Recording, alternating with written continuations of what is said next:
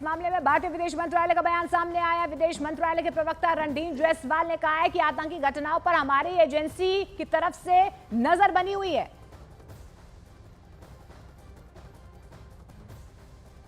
भी मसला होता है वो उस मसले पर हम लोग उस मसले को बहुत ध्यान से और पूरे चुस्ती के साथ उससे हम लोग निपटते हैं।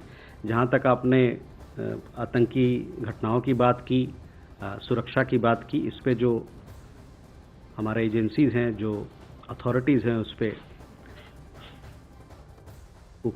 उस पे वो अपनी गतिविधियां कर रहे हैं। जहाँ तक सुरक्षा की बात है, और भी अन्य बांग्लादेश के साथ हमारे बहुआयामी संबंध है। बहुत सारे मुद्दे इस पे बात किया जाता है और बहुत सारी चीज़ों हमारे दोनों देशों के बीच में बहुत सारी मसले, बहुत सारे इश्यूज हैं जिस पे हम लोग बातचीत करते हैं। और हाल ही में जब विदेश सचिव की भी यात्रा हुई, उस दरमियान भी हम लोगों ने फॉरेन ऑफिस कंसल्टेशन में ये बहुआयामी जो रिश्ता है हम लोग का, उसके हर मुद्दे पर हमारी चर्चा हुई। और इस बीच असम पुलिस ने कैसे टेरर मॉड्यूल का पर्दाफाश किया है जिसके निशाने पर हिंदूवादी और आरएसएस के नेता थे। 3 राज्यों से छापेमारी में गिरफ्तार किए गए 8 आतंकियों से जो कुछ पता चला है वो बहुत बड़ी आतंकी साजिश को बेनकाब कर रहा है।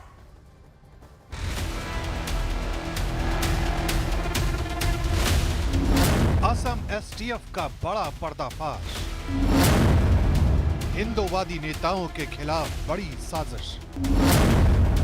पाकिस्तान बांग्लादेश की खौफनाक चाल, आतंकियों का तबाही वाला प्लान बेनकाब। ये उन दहशतगर्दों की तस्वीरें हैं जिन्हें असम एसटीएफ ने केरल और पश्चिम बंगाल पुलिस की मदद से शिकंजे में लिया है। दावा किया जा रहा है कि ये सभी आतंकी अंसारुल्लाह बांग्ला टीम यानी एटीबी से जुड़े हैं।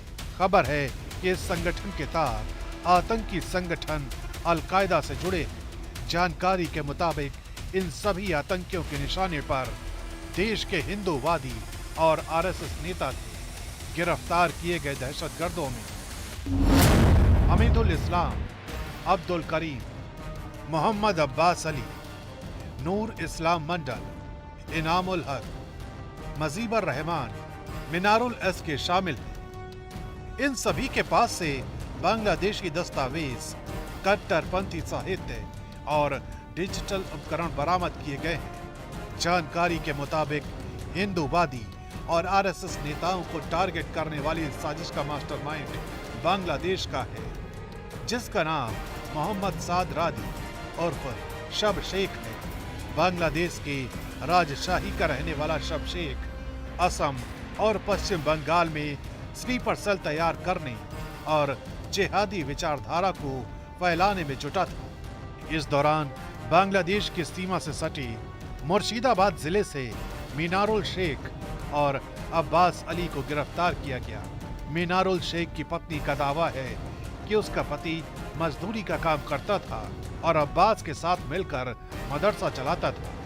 बांग्लादेश के बीएनपी नेताओं ने कोलकाता, अगरतला, गुवाहाटी समेत 7 सिस्टर्स यानी उत्तर पूर्वी राज्यों पर कब्जे की धमकी भी दी थी। इतना ही नहीं, बांग्लादेश अब चीन और पाकिस्तान के साथ भी अपनी नजदीकियां बढ़ा रहा है।